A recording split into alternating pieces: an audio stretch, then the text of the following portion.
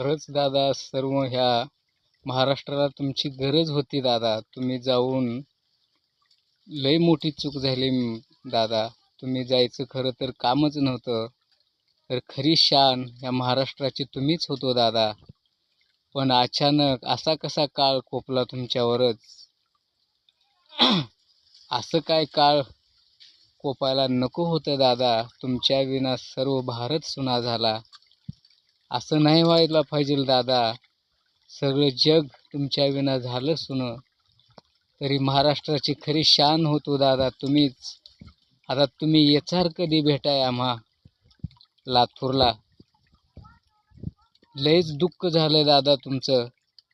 तुम्ही गेल्याबद्दल लयच मनामध्ये दुःखाची लहाट उसळली. काय करायचं दादा, आता तुम्हाला पोटूतच पाहावं लागल. असे तर तुम्ही भाषण करायला दिसणारच नाही कधीही. मनामध्ये लयच भास झाला दादा. असं सोडून जायला नको होतं दादा सर्वांना.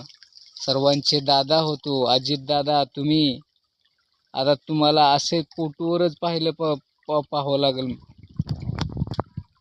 तरी दादांना मनापासून भावपूर्ण श्रद्धांजली घालतो तुम्हाला अजित दादा. काय करायचं, असं व्हायला नको होतं. पण असा कसा देव कोपला हेच काय आम्हाला कळना. असं नाही व्हायला पाहिजे होतं दादा.